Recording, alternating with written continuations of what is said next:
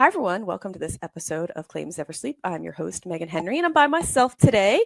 But you are in for a treat because I am joined by Val Katz. And Val has been in this industry for so many years. She's just a trailblazer. She started in claims and was one of the only females in the industry or in her department at that time, and pushed her way through the ranks up to being a manager. And now she's head of claims. And just has seen it all and has just life lessons, just like life lessons in claims and just generally speaking in life. So you're just I can't say enough. You're in for a treat. So let me bring her in. This is the Claims Never Sleep podcast, presented by Cruiser Mitchell, with your host, Meghan Henry. Good morning, Val. Welcome to Claims Never Sleep. How are you today? Thanks, Meghan. I am fine, and I'm so excited to be here. This is such a treat. Well, it's a treat to have you. And the sun is shining.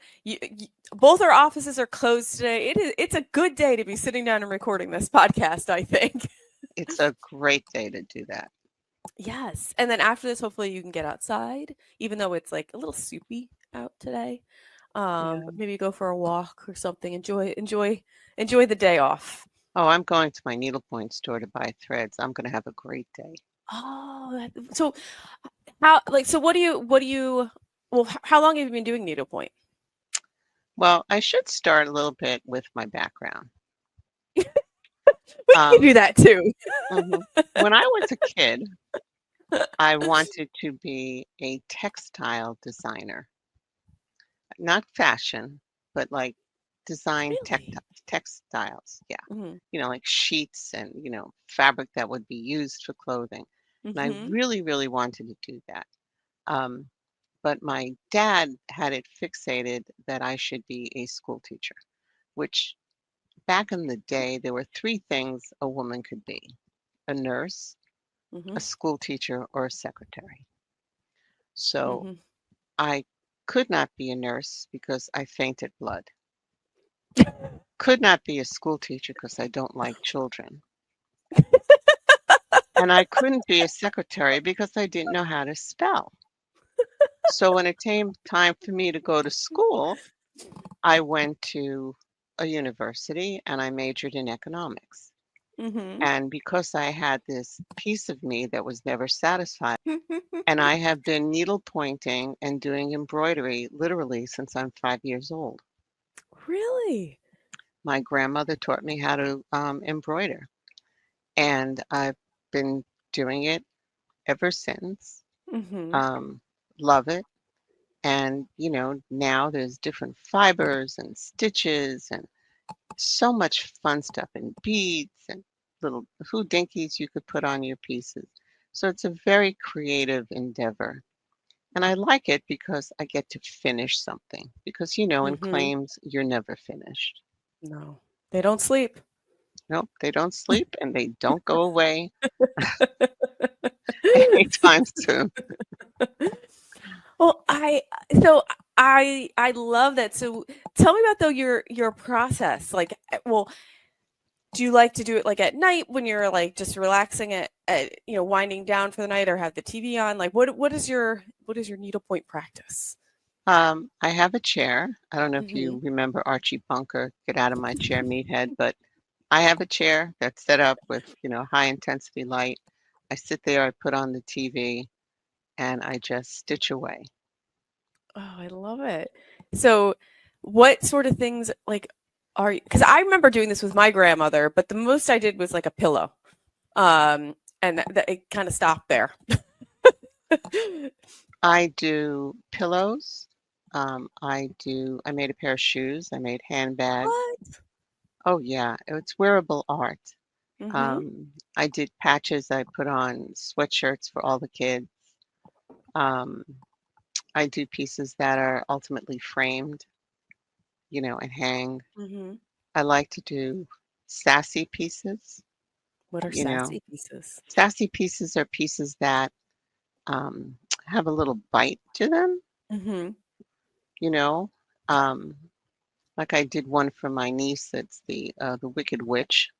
from Gone with the Wind, but all you see are her shoes and her hand holding a martini glass.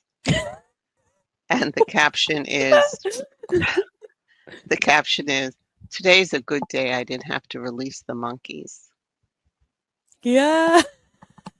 So, do you ever sell any of your pieces? Oh, no. I give them as gifts. I mean, there's so much time, and these are hand-painted canvases, and the fibers it's so expensive. Nobody would pay real money for it, and you couldn't charge enough money to make it worthwhile. But I do give them as gifts. I make sure that all the kids have it. I feel like it's a little piece of my soul going to the Love kids it. and Yes. close friends, and that's what I do. Oh. Well, it sounds amazing, and it sounds like such a great outlet. And I'm so glad that you are able to still follow your passion. Even though you did not become a textile designer, now you're in claims. So, how did you end up there? Well, no one wakes up saying, "Oh, I want to be a claims adjuster." They do not. When I got out of school, we were in a recession, and the only job I could get was with the State of New York Insurance Department Liquidation Bureau. And I worked in the fund liquidation department, which actually took over Jewish burial fraternal societies. And it came under the auspices of the insurance department of New York because they paid a $50 stipend to help bury a member of the fraternal organization. So my first job in insurance was assigning grave plots to the heirs of the fraternal organization. And I would have to go out to the cemeteries and check that the spots were still open, that no one had used them. And I'll tell you, I was destined for claims because I found the cemeteries so fascinating. Who knew? So much historical information in the cemetery. So I did that, and then I jumped over into a management training program. I spent 6 weeks in every department and decided I really liked claims, so I stayed in claims and ultimately moved to, carriers and learned my craft. So, so you leave that, and then you start to do, different types of claims. So what kind of claims were you doing after basically auditing the cemeteries? So, I come from the generation, it really was fun. And I'll tell you just a quick story on the cemetery, and Please. then I'll go to the background, claims. The best call that I ever got when I was working there was from a woman who called me and asked if she and her husband could please be buried at the other side of the cemetery because it was hard for her to deal with her mother in life. She didn't want to lay next to her for eternity. I believe it. Which of course I did because, what the heck. But back in the day when I was training, when I went, you were trained as a multi-line adjuster. So you started with Auto PD, and then you moved up to Auto BI, and then you moved over to GL, and then product liability. And, and you just kept serving time on different desks where you needed. I learned property when I was asked to manage a property unit. And, the property guys were all in their 50s and smoking cigars back in the day. And, there I was, a 30-year-old kid, managing this unit. But the guys were great. They really taught me. I would go out with them so that I could learn. And it was a very collegial type of management style, which is what I still have today because I think that works best. So learned everything, kept moving up, kept managing or handling every line of business other than marine or aviation hull. And of course, cyber, because cyber didn't exist back in the day Yeah. when I was handling claims. So I have a background in everything. I understand enough um, of the claims in all different lines and managed environmental claims, asbestos. Did that at, one gig and just kept going, the whole time and just learning. It's fascinating.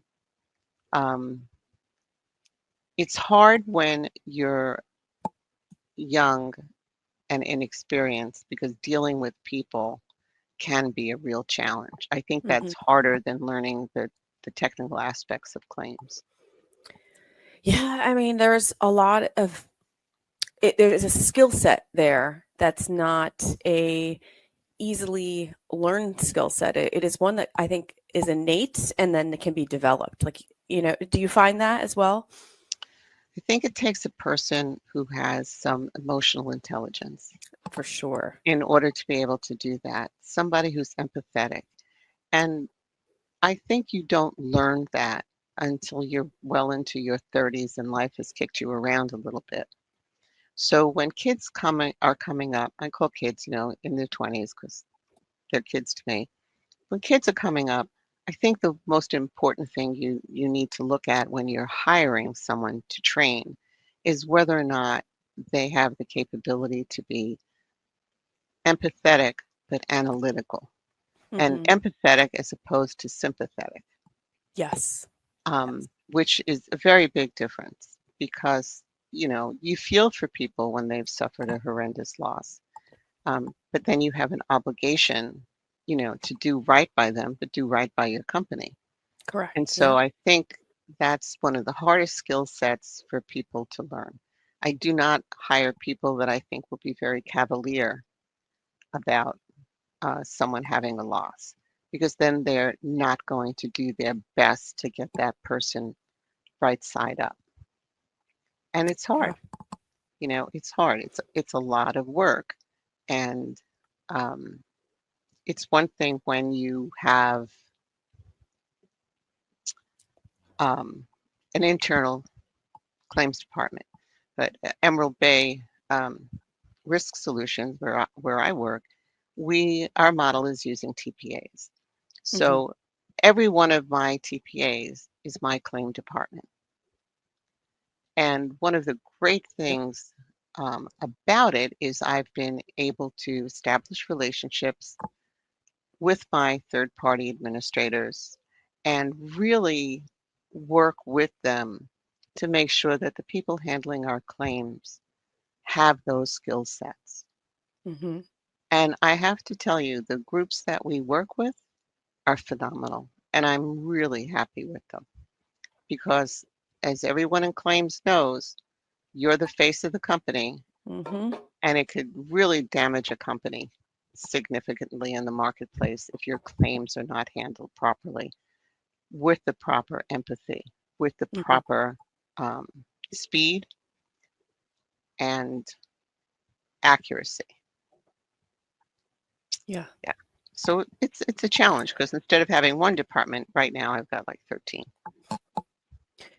But you also are in the position that you get to choose who you're working with and what TPAs you will have to work with. So if one is not, doesn't you feel like maybe that department isn't delivering on that piece like you wish, you do have the option to move on from them, right? You do, but moving claims is a very expensive Hmm. proposition. And no claims department is going to be perfect. No. One of the things that the industry has not been doing is training people. And I think that you have to be a continuous learner, especially in this industry. Yes. So what our model is that our TPAs are our partners. And if we spot something, we are there to help them Hmm. get better and to work with them to get better.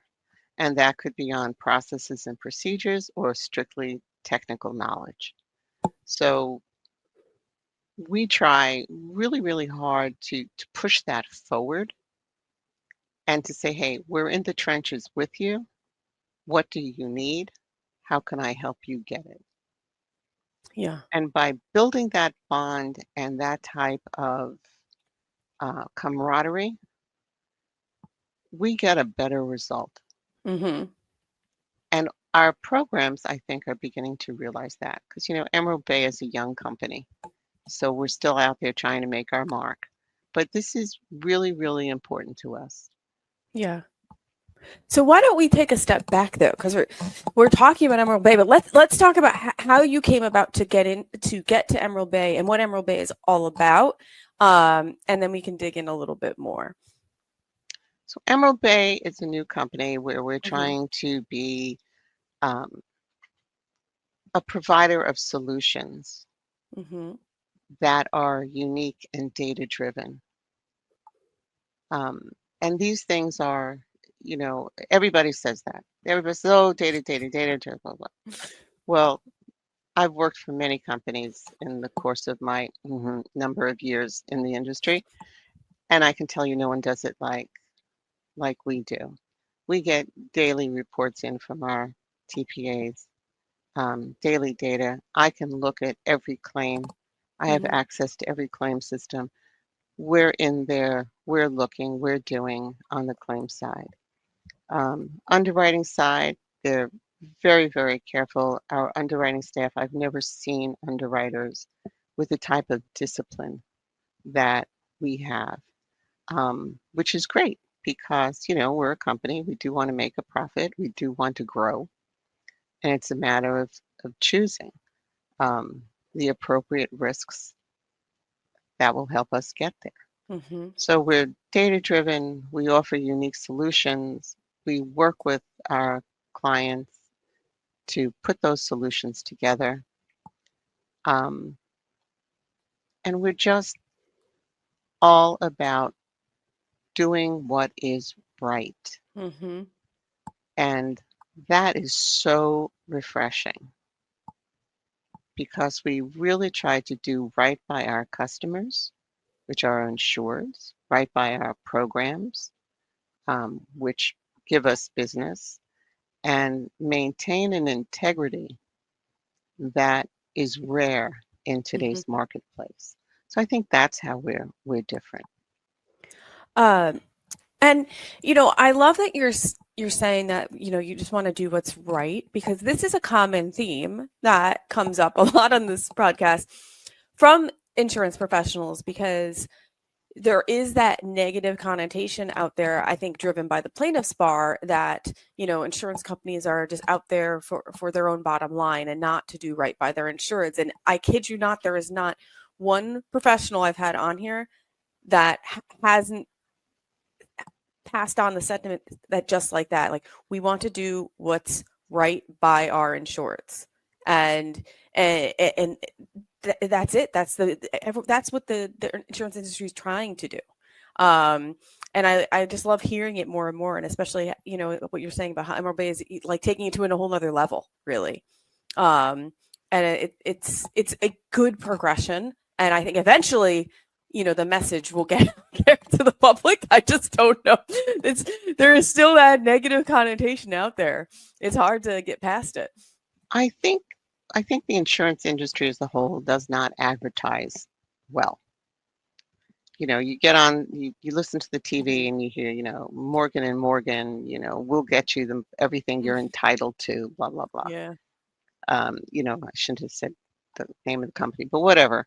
And there's a whole slew of others that, insurance companies going to treat you, they don't care about you, and you hear that as a consumer all the time. But no one tells the story of an insurance company. No one tells the story of, the people who are sitting there reading the policy, looking at the facts, trying to make a determination of, if it's an auto accident or GL, who's really responsible for that accident, who's really responsible for those damages, Yeah. and to pay appropriately for that. It's not a lottery. It's Not. It's not a lottery. If you're hurt, you should be compensated. Okay. The question is, who should compensate you? So I think there's so many things that the public does not understand about insurance. And insurance fraud is still so rampant, It is. and people do not take that seriously. And it's very, very difficult, and you see these great big busts of, rings of like 30 people who were defrauding and getting millions and millions. And people don't equate that to, wow, this is coming out of my pocket. Mm-hmm. So I think that's very, very tough. And I think these are things that we really need to um, go out as as an insurance community and do some public service awareness messages on that and let them see what it's like. Yeah. But do you think part of or something that I've seen happen more lately or in the last like 5 years is like the expectation of settlement amounts, it has gone up so high. So it just claims are just so much more expensive. Are you finding that on your side too? So far, no, because of the risks that we write. Mm-hmm. Um, and the way we handle claims. We try to Okay. get in immediately. Mm-hmm. We try to get in and assist, you know, i- if there's a boom, and somebody gets banged up, we try to be there immediately to say, okay, what do you need? How can we help you?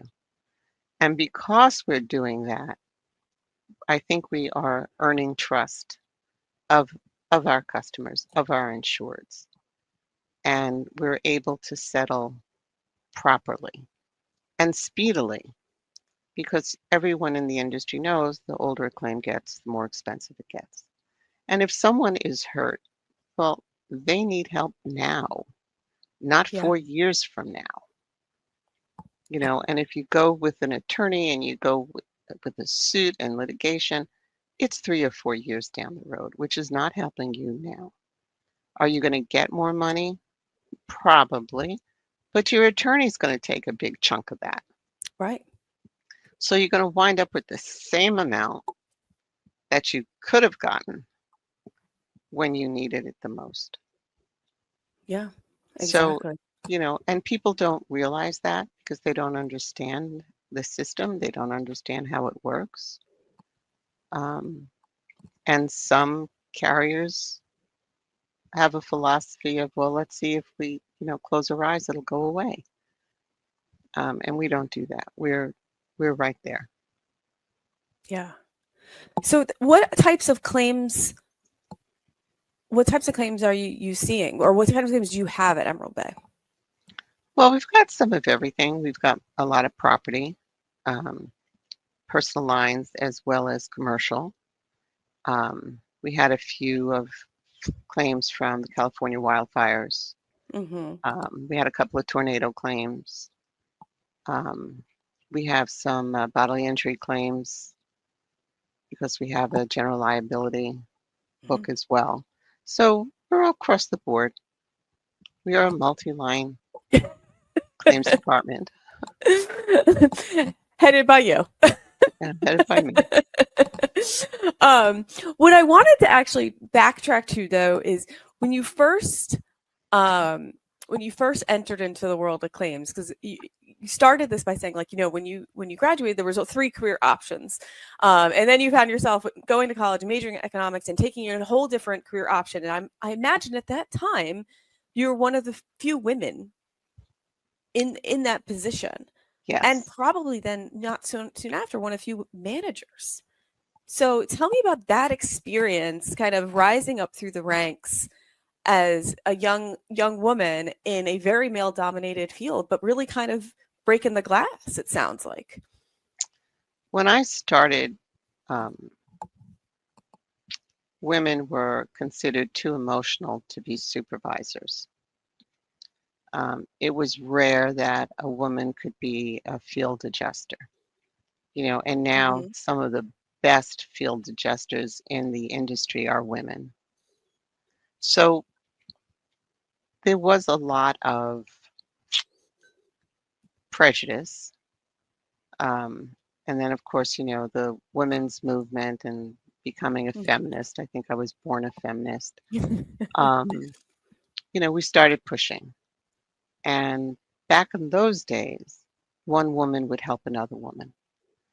You know, one woman had managed to become a supervisor. She would mentor someone else who would ultimately become a supervisor.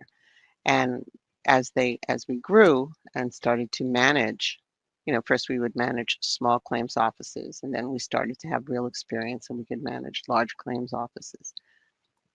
And we always had to be, I think, quicker, smarter, more flexible than our male counterparts. And Yeah. as time went on, the industry shifted to be more female dominated than male dominated. And that is because companies could pay women less. Mm-hmm. So it was a huge savings for them. And the women did a better job because that's just how we're wired. We have to keep proving ourselves constantly. And so it became more of a female dominated in the Yeah. middle range, in the middle range. Um, but the men still controlled the destiny of the industry. And slowly but surely, women started to grow and take those positions.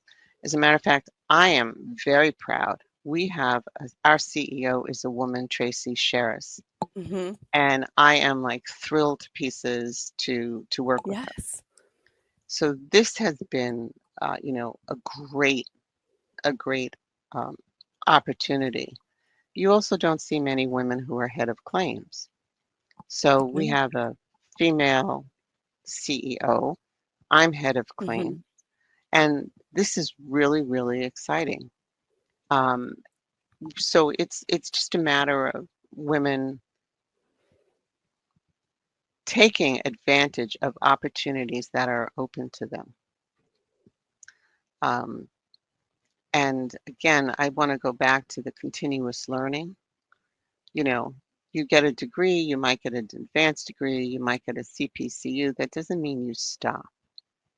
There's always more for you to learn and to explore.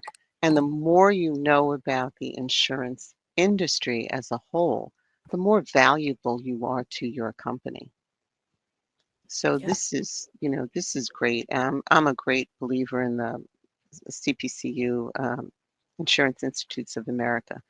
I think that they are fundamentally one of the best learning institutions for insurance professionals. Um, so I'm actually taking classes with them now, Yeah. to fill in some gaps because A, it's fun, um, and B, it keeps me busy.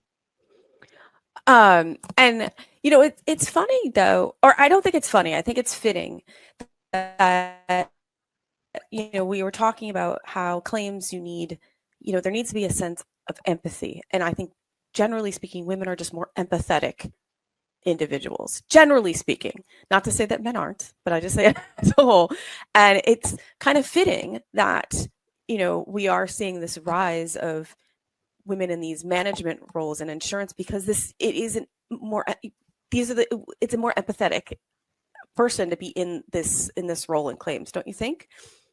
I think so, but women are also very analytical, We are. and most women don't realize just how analytical they are. And when you grow up, um, my generation and the generation underneath me, you know, we were taught to be good little girls. We were taught, you put everybody else first, which now we know is probably not a very good way to grow up, but okay. Um, but we have that empathy, but we also have the skills to analyze a situation because we had to be able to respond appropriately to the emotions that were happening at that time. And boys were not taught that. Although there are many empathetic men now, I think, because we've raised our sons differently. So I think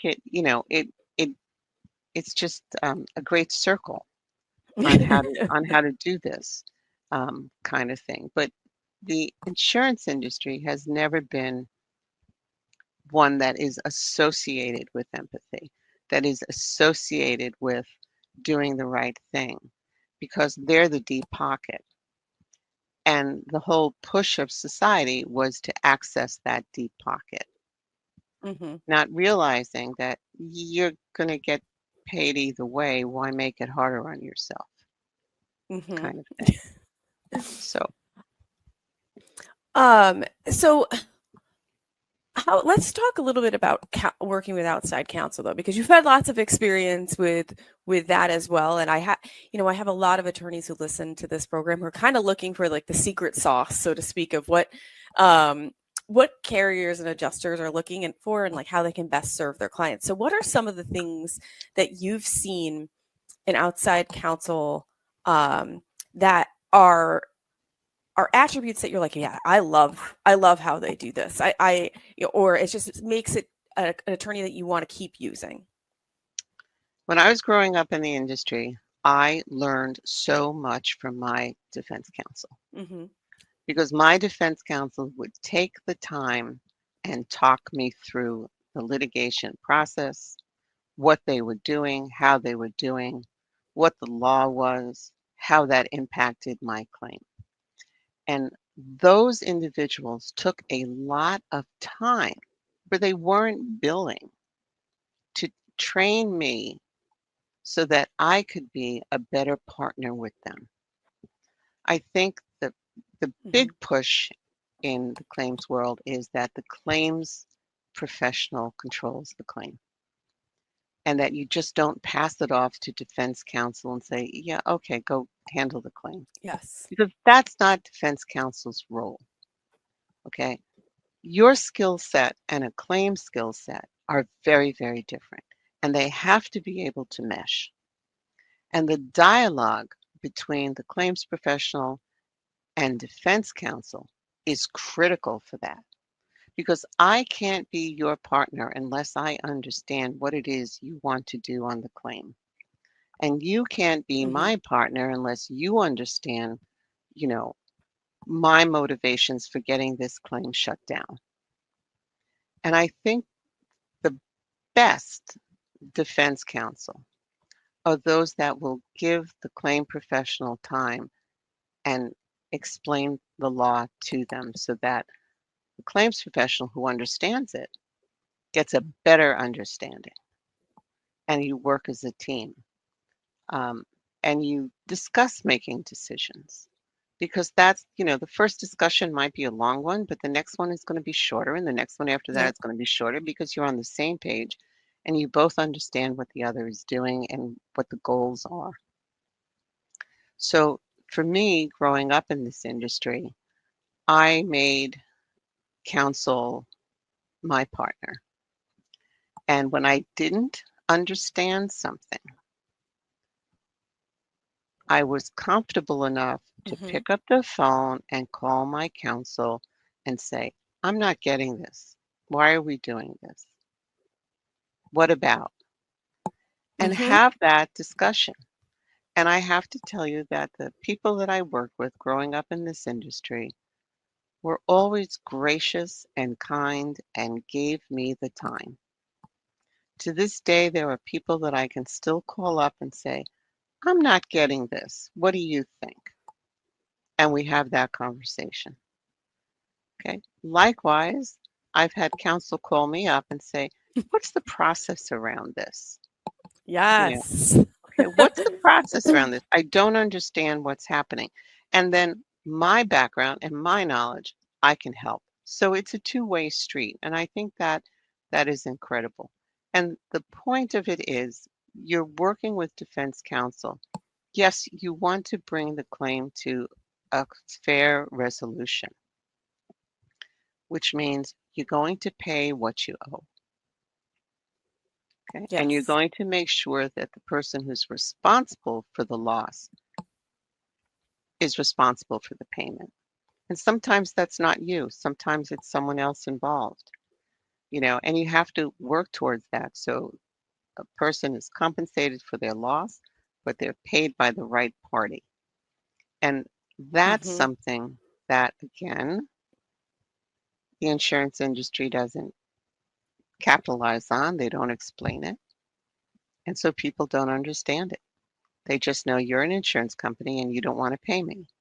Well, not true. Yeah. I want you to get paid, but I want the guy who hurt you to get paid, to pay it, Yes. kind of thing.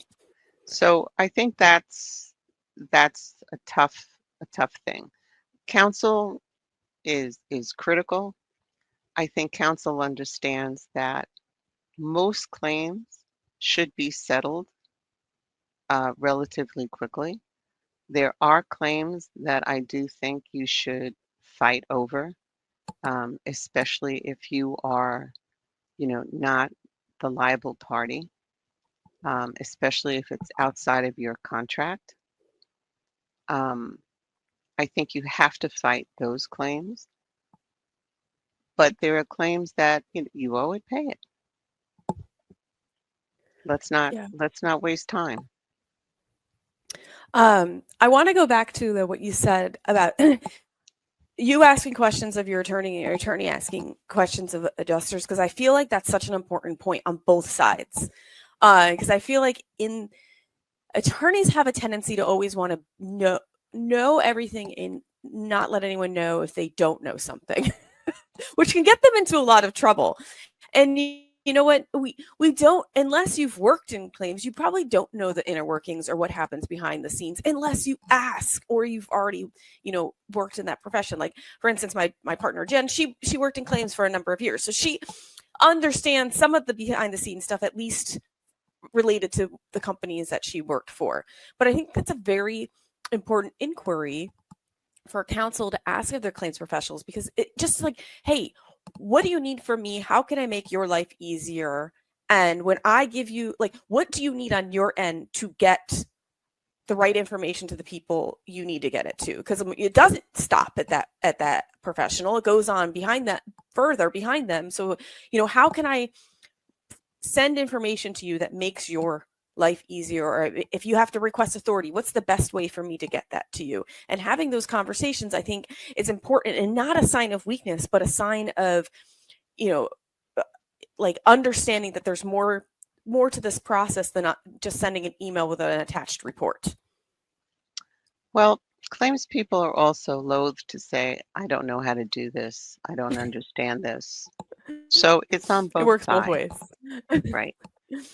But with legal, most claims professionals have to watch the legal spend, okay? Because that's a critical component to, your loss ratio and how your company does, and whether or not you're spending that money appropriately and on the right claim.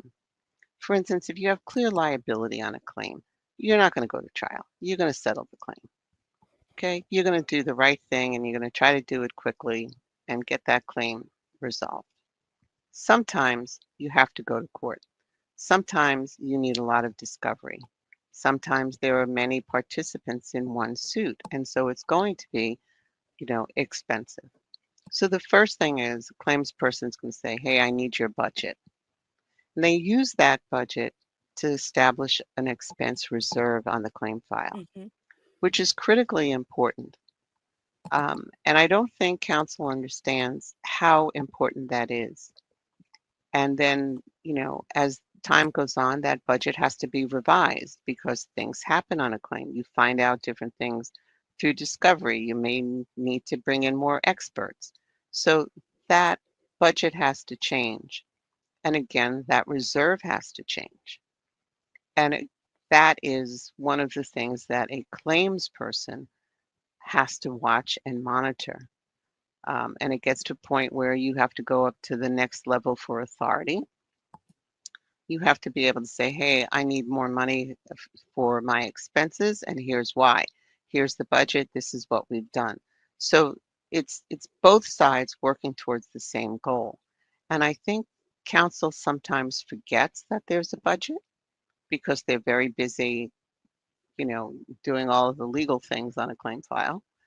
And I don't think most claims professionals understand the budget.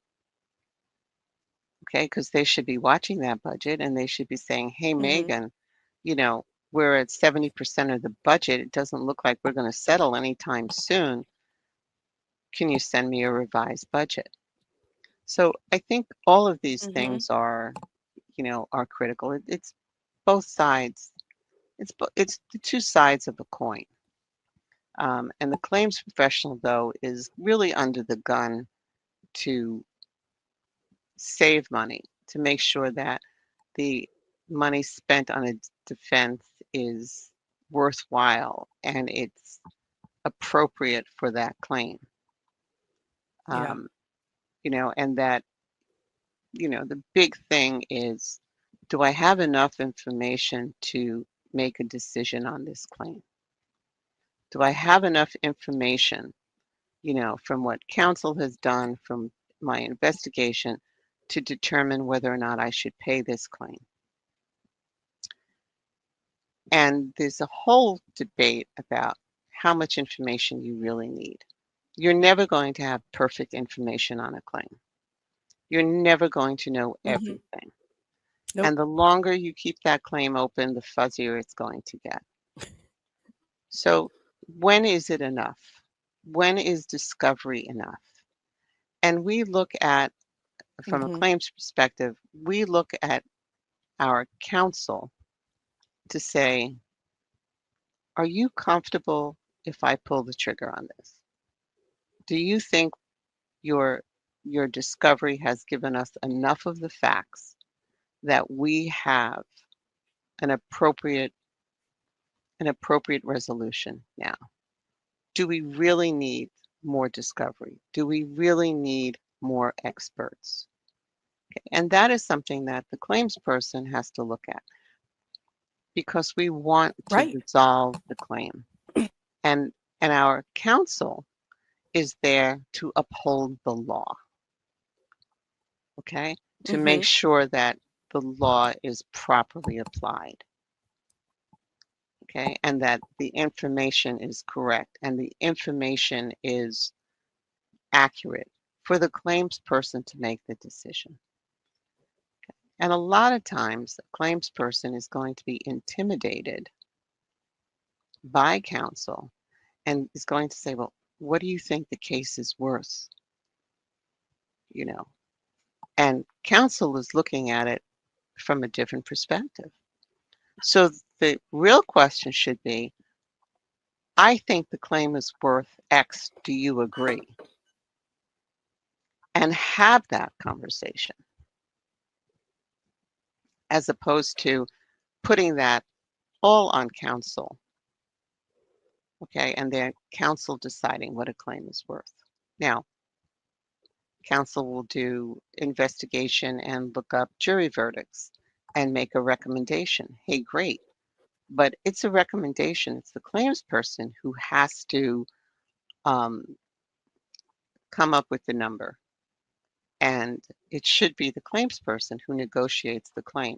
Now, there are times that you want counsel to negotiate the claim, especially if counsel has a relationship with that plaintiff attorney, okay, especially if counsel goes to court. Back in the day, I used to go to court. I used to be right there in the room, and I could talk to the judge, and the judge would say, what you got? As they said in New York, what you got?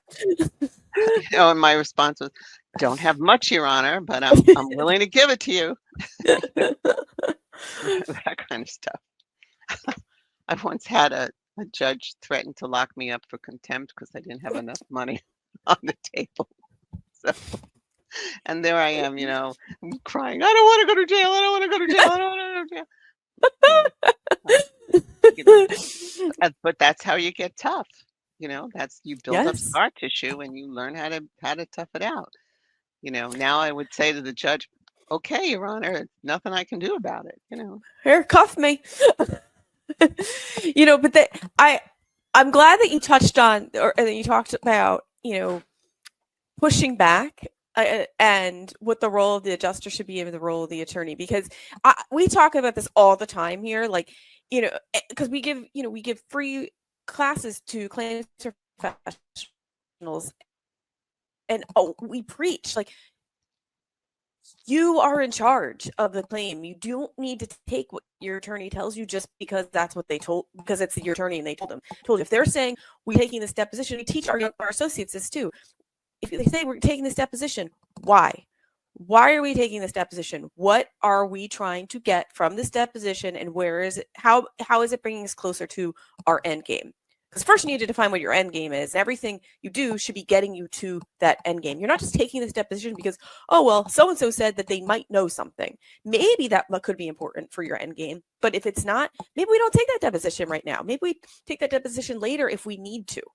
We should just be defining what needs to happen to get to our end goal. And by the way, our end goal is one that we discuss with the adjuster and the client, and we defined our end goal together. It's not just what the attorney says the end goal is. You make your recommendations. This is how I see this. This is how I see this case resolving or ending. Exactly. How do we get there? And I do think generally we're moving towards this approach. It was not the approach I was taught. I was taught as a very young attorney, I had a list. I legit had a checklist on the outside of every red well of everything you needed to do on a case. And you know what? I feel like that was an okay way to teach me at the beginning, because I needed to know how to do all those things. Now, we all know all those things don't need to be done for every case, but at that time, it was good for me to know. And frankly, I was having a partner telling me what to do next anyway, especially with that first year of practice. But, I think as an industry, we're hopefully moving away from the check the boxes approach and more this is the end game. How do we get there approach? I hope, at least. That's what I do. We are. But yeah. I think we are. But again, I think one of the things that we're missing is the training aspect of the claims adjuster, and that confidence between a claims adjuster and counsel. That has to be a team. And I don't think that happens as often as it can or should. When I hire counsel for my panel, the one thing I say to them is, I want to be your partner. I want to know what's happening. If you see that one of my adjusters, and remember, they're not my claims department, I'm working through another. If you see one of my claims adjusters is struggling or needs some technical training, I want you to tell me, because I will get it for that person. I will make sure that the person handling my claims has everything that they need to do the job better. And that's something that most companies will not do. Most companies say, hey, it's a third party. They got a problem, they have to fix it.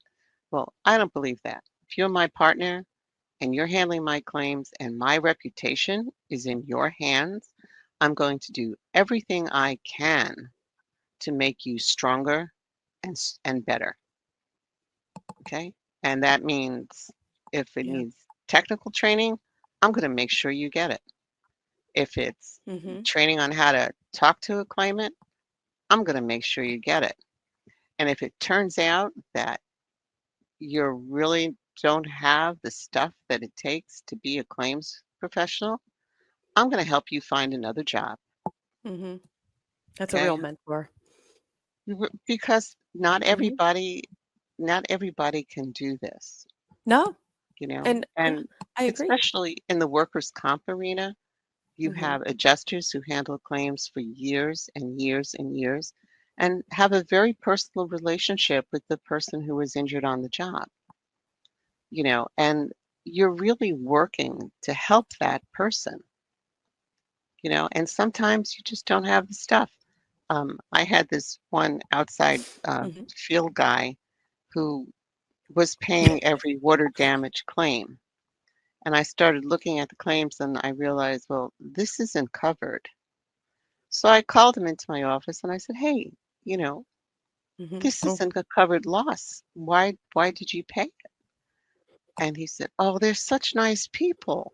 I felt so bad for them. And it was, oh, okay. Well, you know what? I feel really bad for them too, but we should not have paid that. It's outside the contract, Yeah. And then we had a long heart to heart, and and he left the insurance industry, and I helped him along because he got another job where his career took off. Um, yeah, you feel bad, but you still have to, pay what you owe on the contract. And this guy was just such a nice man, and so in the wrong industry. Oh, Yeah. they're I such mean, nice people. I said, yeah, they're really nice people. I understand, but we can't pay this, so. well, we are about out of time, but I wanted to ask you, or I wanted you to share this because you had shared it with me when we talked initially, and I just loved it. And it's totally doesn't have to do with claims. You're giving me advice on parenting and how to parent teenagers. and it just stuck out to me, and I want everyone who listens to this podcast to hear your advice because I loved it so much. I think you were talking about the words to say and not to say to daughters. Yes. Or maybe it was just Yes. teens in general. Teens, children, right? The first word is no. You use that very, very sparingly. The second word is yes. You also use that very, very sparingly and only in certain circumstances. The next word, which we do not use often enough, is whatever. Whatever. And the last word that you can use at any time is really? And that's my advice to parenting. Because when they're teenagers, Yeah, they think they're I've stupid. So, you just go with the flow. I feel like now you have to say, really, bro? Because that's my daughter always is saying bro all the time. Like, come on, just like, can you not say that to me? Like, you can say it to your friends, but it's a very annoying phrase. I don't enjoy it. Yeah, well, my girls are adults now, and we were sitting around, and they were sitting with the rest of the family, and they were laughing um, at things that they had done when they were in their teens. And I sat there and I was listening. I said, I didn't know that. And then they turned around and they said to me, Mom, we wind up telling you everything, but only what you can handle at the time. And you know what? I'm very grateful to them for doing that because I found out one went skinny dipping with a bunch of kids. Oh man. And the other one, was, driving around, lost. And it's just, okay. Yeah, you're right. Thank you. I really appreciate it. This is true. I'm one of 4, and there are definitely some things we shared with my mom much later. And I think she was thankful that she learned. I think she found it hilarious when she learned about some of these things, but I think she was very glad she didn't hear it at the time. Like, there was one time we were staying in Siesta Key at a high rise, and my brothers had gone fishing, and they caught these fish and oysters and things like that, and one of the fish had like gone rigid, so we weren't going to cook that fish anymore. And it happened to be a night that there was a storm happening. So, and my brothers and I may have been overindulging a little bit that evening, and there was a storm and it was really windy, and we dared my one brother to throw the fish off the balcony. And it landed in the pool. And the next morning, my mom saw it in the pool, and we were like, it must have flown out of the ocean. She believed.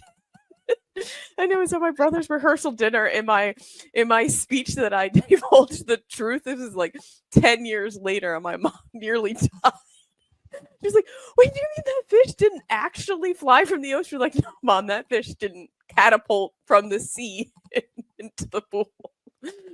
But when we told her that next morning, she would not have been happy with us. 10 years later, she thought it was hilarious. It is. 10 years later, it is funny. 15 years later, it's even funnier, because as I said, my kids are all grown.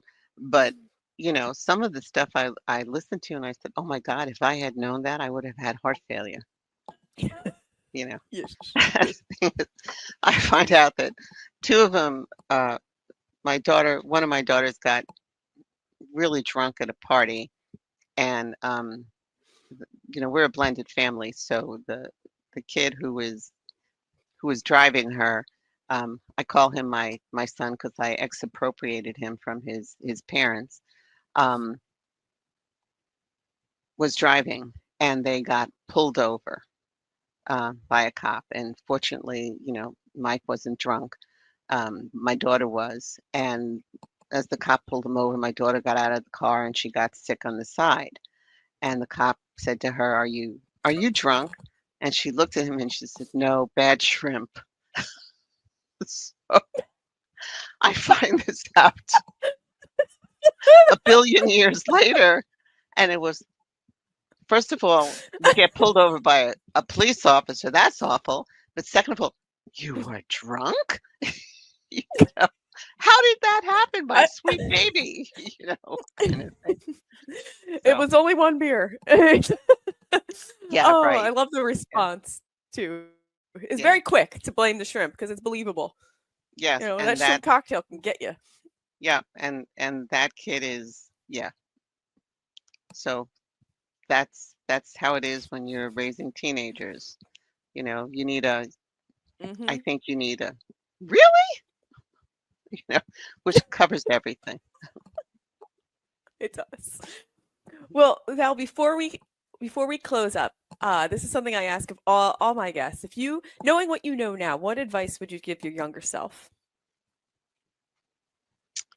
Gee, that's really hard. Professionally, I would say, concentrate on learning coverage. Professionally, I would say from the get-go, read those policies, really concentrate on learning coverage, because that carries you through pretty much anything.